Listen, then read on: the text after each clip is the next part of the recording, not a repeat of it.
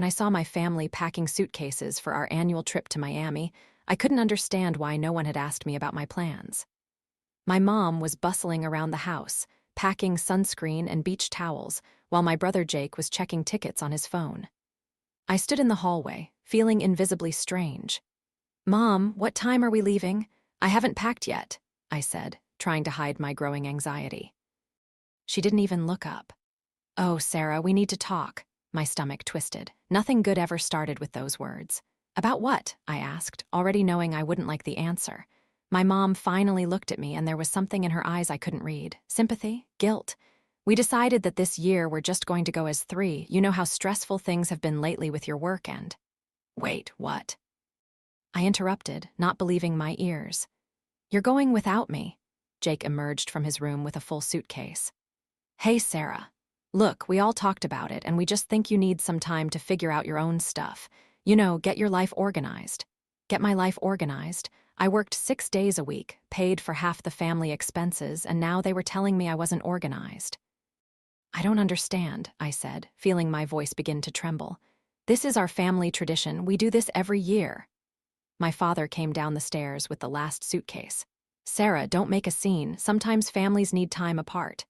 Time apart. I was their daughter, their sister. When did I stop being part of this family? "How long have you been planning this?" I asked, my voice barely above a whisper. The silence that followed was deafening. They exchanged glances, and suddenly everything clicked into place.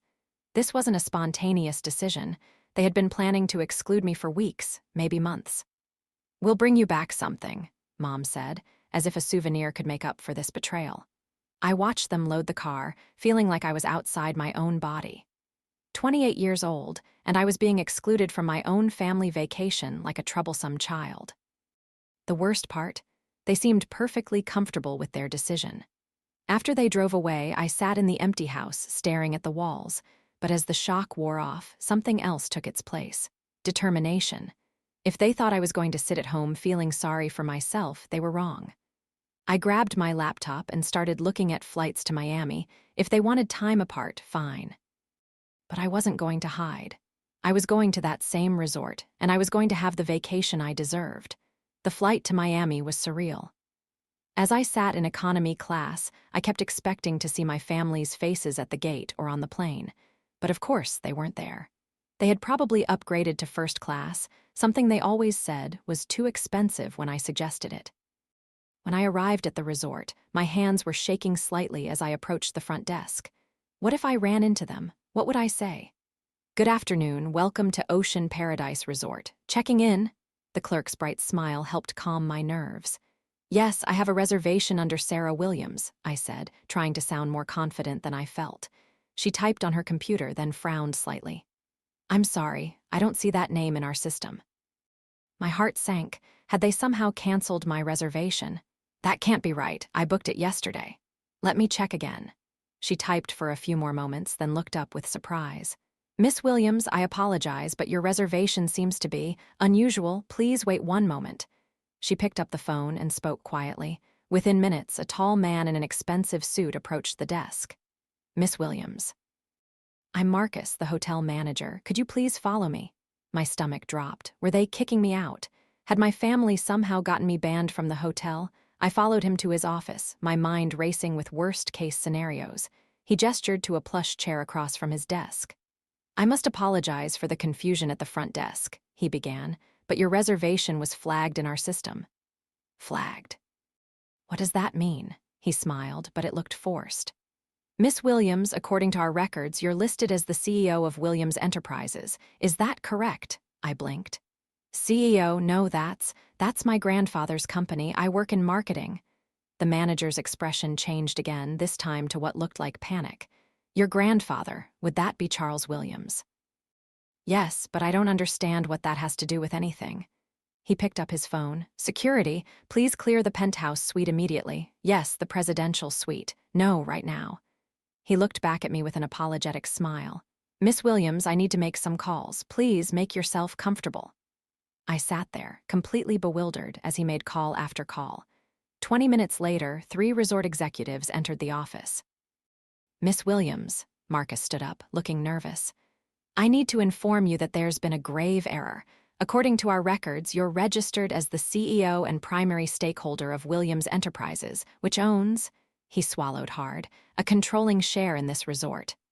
The room started spinning. "That's impossible. My grandfather never told me." "Furthermore," one of the executives interrupted, "your family's reservation was made under the employee rate, claiming they were immediate family members of the board." It took a moment for this to sink in. "They used my name to get a discount." "Not just a discount," Marcus said quietly. "A 90% employee discount, and they specifically requested that any other Williams family members be denied access to those rates." I stared at them, pieces clicking together. My family hadn't just excluded me from the trip. They had used my connection to the company, a connection I didn't even know I had, to get cheap rooms, then made sure I couldn't do the same. "How did you know I was CEO?" I asked, though the word still felt foreign. Marcus handed me a file. "Your grandfather updated his will 3 months ago. It was processed automatically into our systems.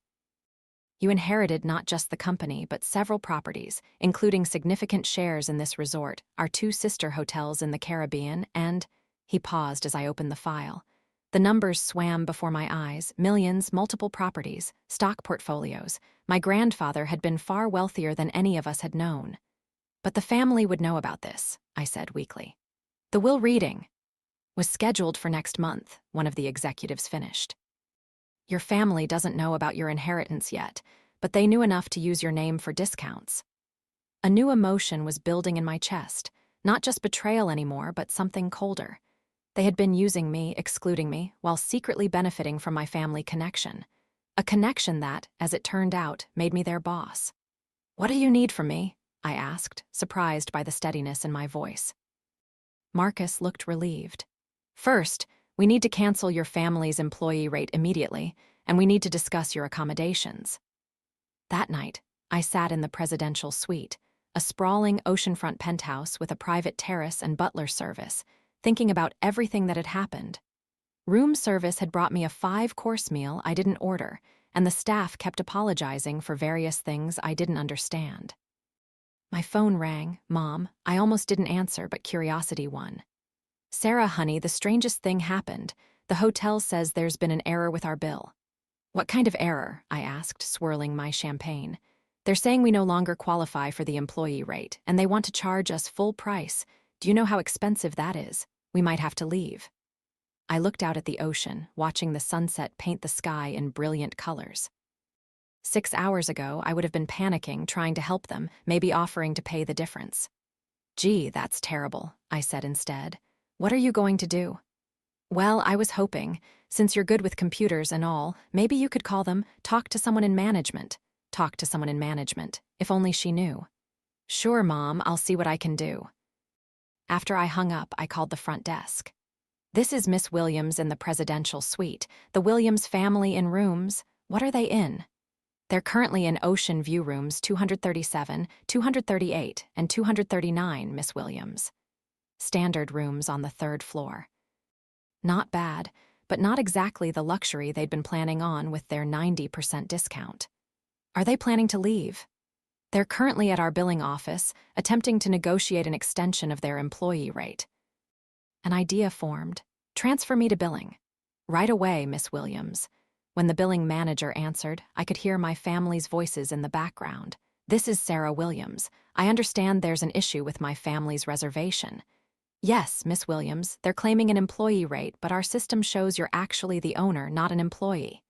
"That's correct." "I'd like to authorize a special rate for them." "Of course. What rate would you like to apply?" I thought for a moment. "The standard rate, but I'd like them moved to the Garden View rooms." Garden View rooms were on the 1st floor, facing the parking lot instead of the ocean. "Immediately, Miss Williams." Through the phone, I heard the billing manager speak to my family. "Good news. Miss Sarah Williams has authorized a special rate for your stay." I heard my mom's relieved laugh. "Oh, thank goodness. See, I told you Sarah would take care of it." "However," the manager continued, "you'll need to move to different rooms. We have beautiful Garden View accommodations ready for you." There was a pause. "Garden View," that was Dad's voice, "but we're here for the beach." "I apologize, but these are the rooms available at the special rate." Otherwise, you're welcome to keep your current ocean view rooms at the standard nightly rate of $2,500 per room. I almost choked on my champagne. $2,500 per room per night, and they had been paying $250. "We'll take the garden view," Jake said quickly. I hung up and stood on my private terrace, looking down at the resort grounds.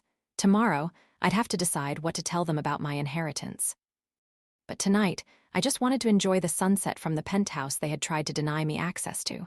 My phone buzzed with a text from Jake. "Hey, we're settled into our new rooms. Want to meet for dinner at the main restaurant?"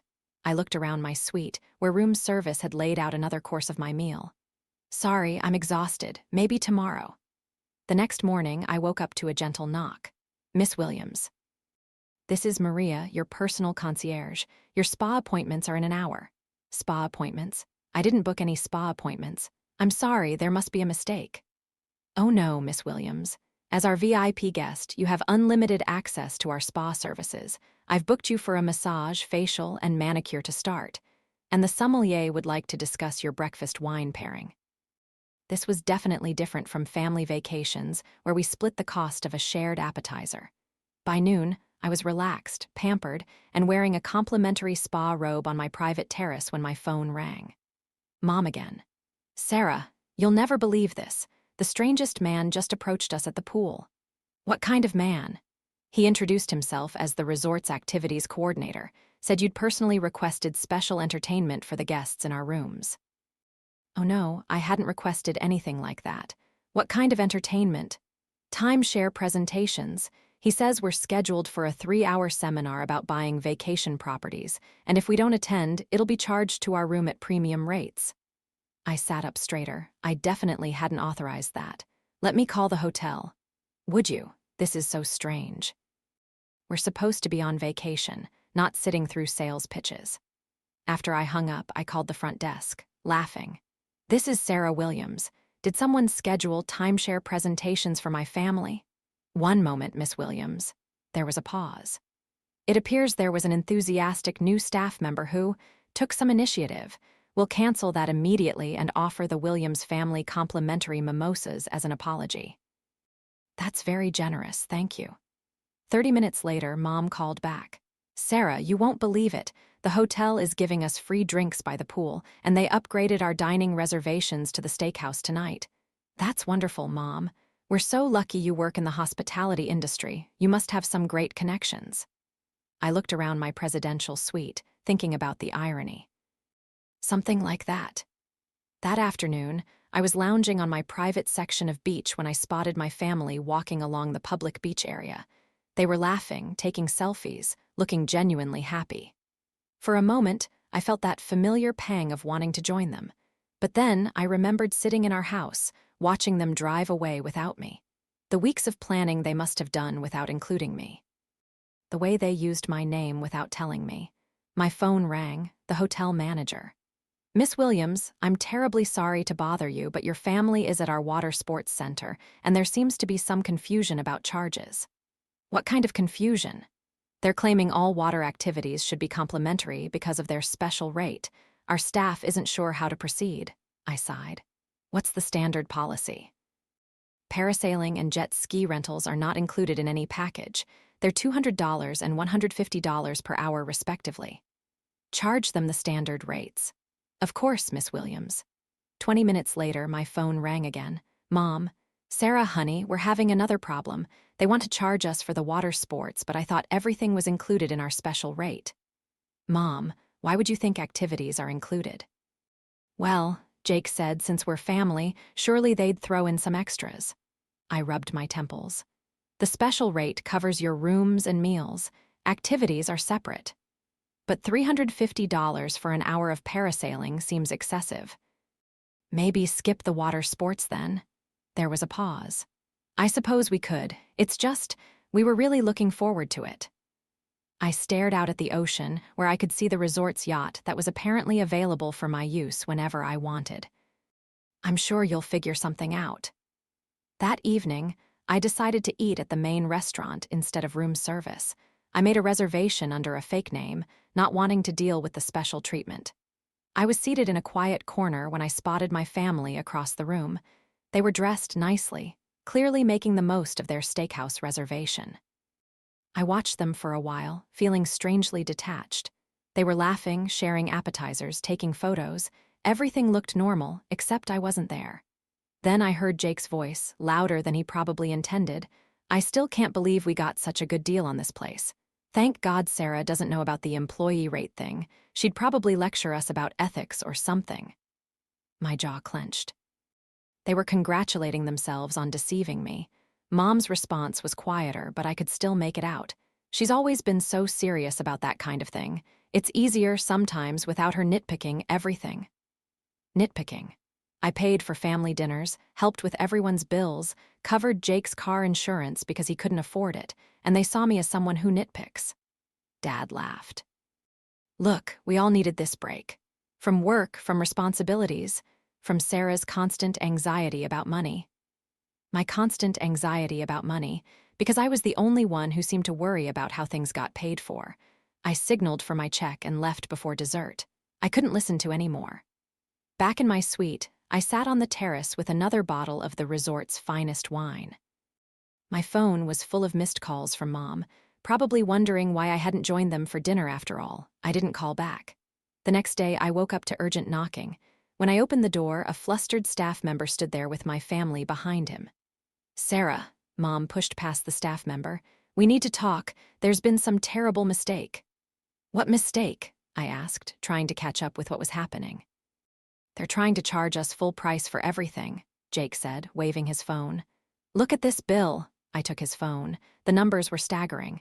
5 days at full resort rates, including all the meals, spa treatments, and activities they'd charged to their room. "When did this happen?" "This morning," Dad said. "Our special rate just disappeared from the system." I handed the phone back. "Maybe you should talk to management." "We tried. They said the authorization was revoked." Mom grabbed my arm.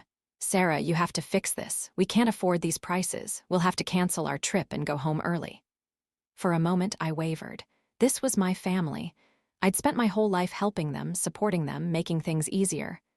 But then I remembered sitting alone in our house, realizing they'd planned for months to exclude me, using my name for their benefit while telling me I needed to get my life organized. "Did you try explaining that you're here on the employee rate?" I asked innocently. "That's the thing," Jake said.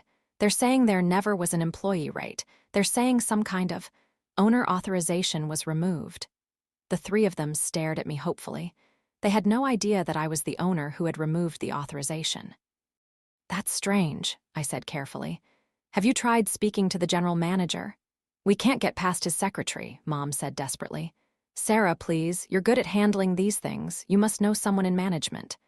I looked at their faces, my family who had left me behind, who had used my name for discounts while criticizing my life choices behind my back. "You know what? You're right. Let me talk to management." Relief flooded their faces. Of course, Sarah would fix everything. Sarah always did. I got dressed and walked with them to the lobby. They followed me to the guest services desk. "I need to speak with Marcus, the general manager," I told the clerk. "Of course, are you Sarah Williams?" "Yes." The clerk's eyes widened slightly. "Please wait right here. I'll get him immediately." While we waited, my family chatted nervously about how ridiculous the mistake was, how grateful they were that I could help sort it out.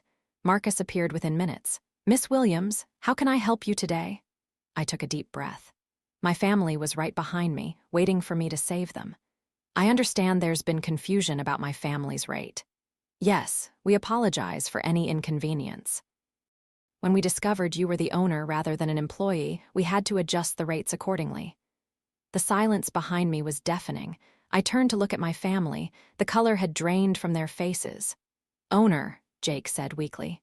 "Sarah," Mom whispered. "What is he talking about?" I faced Marcus again. "Could you explain to my family about the inheritance?" "Of course." Marcus turned to them. "Miss Williams inherited controlling interest in Williams Enterprises, which includes this resort, from her grandfather. The will was processed last month, but the formal reading isn't until next week." "Grandfather left me the company," I confirmed, watching their reactions, "including the resorts, the stock portfolio, and several other properties." "But how much?" Dad asked faintly. Approximately $127 million, Marcus answered. The lobby seemed to tilt. None of them said anything. So when you told me I needed to get my life organized, I continued, surprised by how steady my voice was, I was actually a multi-millionaire. And when you excluded me from this trip, you also used my name to get employee discounts at my own resort. Sarah, Mom started, but I held up a hand. For 3 months, you planned this vacation without me. You didn't tell me I'd inherited a fortune. You used my name to save money, then specifically requested that I be denied the same rate. We were going to tell you, Jake said weakly. When? After you used my inheritance to pay for your vacation, after you talked about how it was easier without me nitpicking everything. They had the grace to look ashamed. I have a proposal, I continued. Your original bill was about $2,000 total with the illegal employee discount. I'll cover that amount.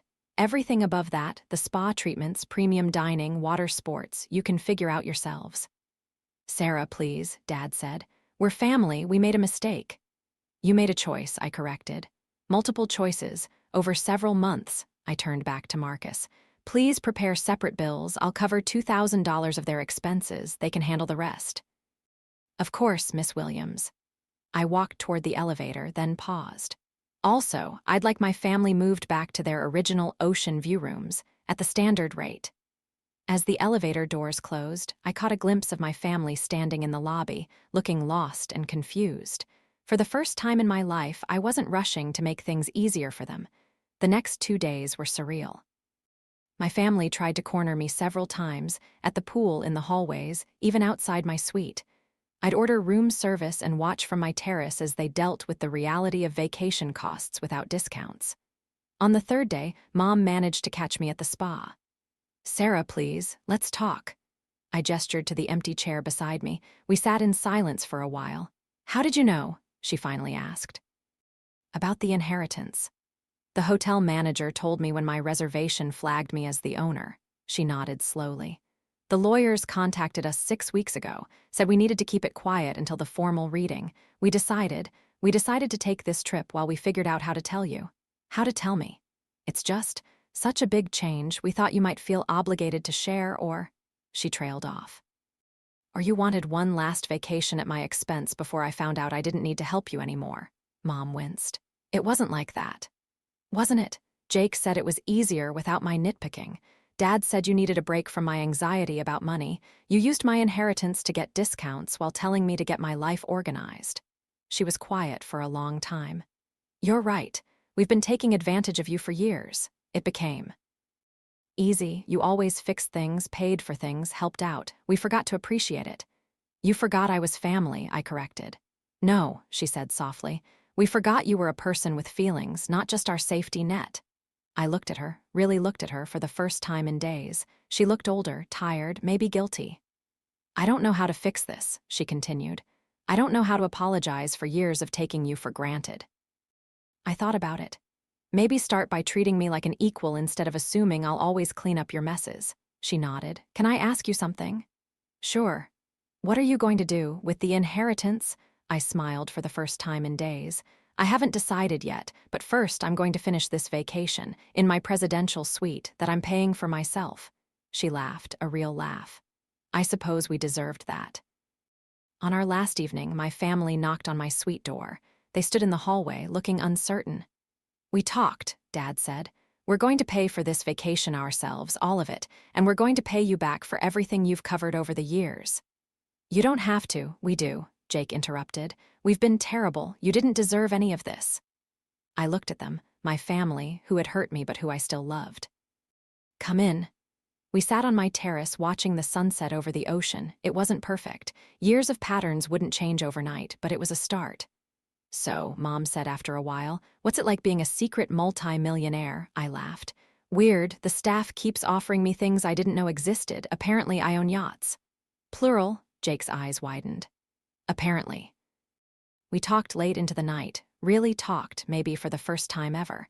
They didn't try to make excuses, and I didn't let them off the hook, but we started to rebuild something. The next morning, as we checked out, Marcus approached me privately. Miss Williams, if I may say so, you handled this situation with remarkable grace. Thank you, Marcus, and thank you for, well, for letting me know about the inheritance. In your own way, he smiled. I hope your next stay with us is under more pleasant circumstances. My next stay? You own the resort, Miss Williams. You can visit anytime you like. I looked around the lobby at the staff who had been treating me like royalty for days, at my family settling their bill with visible discomfort. You know what? I think I'll be back, but next time I'm bringing my whole family at full price. He grinned.